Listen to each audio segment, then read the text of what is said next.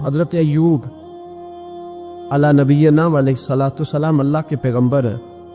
اللہ نے بیٹے بھی دیے، کھیت بھی دیے، بہت زیادہ جانور بھی دیے، بڑی دولت، بڑا کچھ. رب آزماتا بھی ہے، اس کا نظام ہے. جتنا کہ اس کے قریب ہوتا ہے اتنا ہی زیادہ آزماتا ہے. فرشتے عرض کرنے لگے مولا جناب ایوب، اللہ کریم نے فرمایا یہ میرا دوست ہے، ایوب میرا نبی ہے، میرا پیغمبر ہے، میرا دوست ہے. تو فرشتے عرض کرنے لگے مولا جس کو اتنا نواز دے اس نے دوست تو بننا ہی ہوتا ہے. ایک روایت میں 7 بیٹے، ایک میں 14 بیٹے، کھیت کھلیان باغ بڑا کچھ، تو دوست تو بننا ہے. تو رب کریم نے فرمایا جاؤ آزما لو، جا کے جاؤ جا کے. کون کہہ رہا ہے؟ یاری تیری سونا تے ازمائشاں تیریاں اگ، اے سونا پرکھیا جاوندا ہی پہلو نال اگاں دے لگ، جاؤ آزما لو. فرشتے آ گئے، ایک ہی دن میں سارے باغ اجڑ گئے، جل گئے کھیت. ایک دن لگا، بننے میں وقت لگتا ہے، اجڑنے میں وقت نہیں لگتا. ایک دن لگا تو جانور ایک بیماری سے سارے مر گئے. جناب ایوب گھر سے باہر نکلے، واپس آئے تو ساری اولاد کی لاشیں پڑی.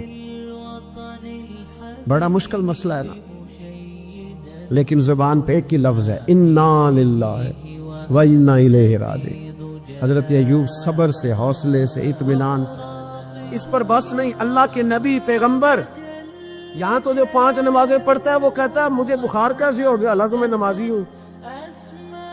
میں تو روزانہ سورۃ یاسین پڑھتا ہوں، میرے گھر میں فاقہ کیسے آ گیا. میں تو روزانہ صبح قرآن شریف کھولتا ہوں، پھر بھی حضرت جی میرے گھر کے اندر بیماری کا کیا لینا دینا. حضرت ایوب بیمار ہو گئے. 1 2 3 4 ہفتے، مہینے، سال نہیں، 16 سال بیت گئے بیمار.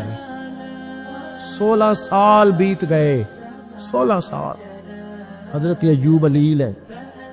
ایک دن زوجہ قریب آئیں تو کہنے لگی آپ اللہ کے نبی ہیں، آپ جو بھی دعا کریں مالک قبول فرما لیتا ہے، دعا کریں آپ کو شفا دے دے. جناب ایوب فرمانے لگے ایک بات تو بتا، شفا کتنے دن رہی ہے؟ کہنے لگی 7 سال. فرمایا کھیت کھلیان اولاد مال دولت کتنا عرصہ رہا؟ کہا 60 سال. 60.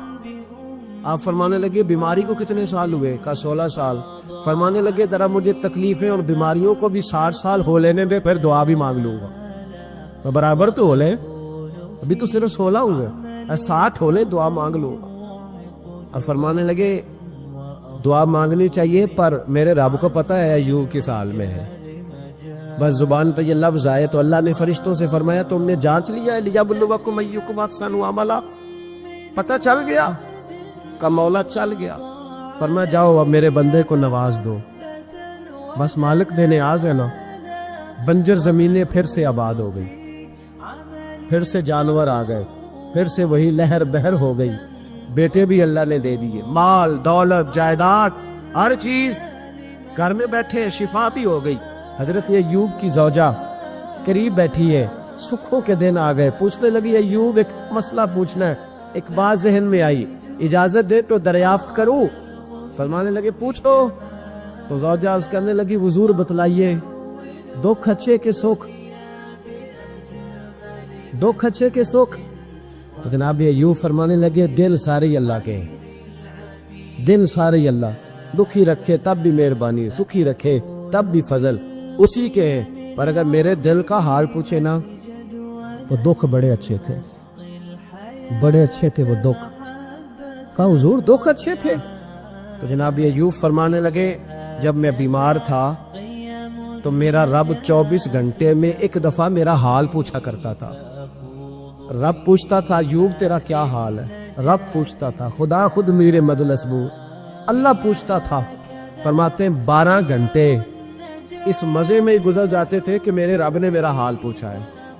12 گھنٹے اس کیف میں بیت جاتے کہ اللہ نے حال پوچھا ہے.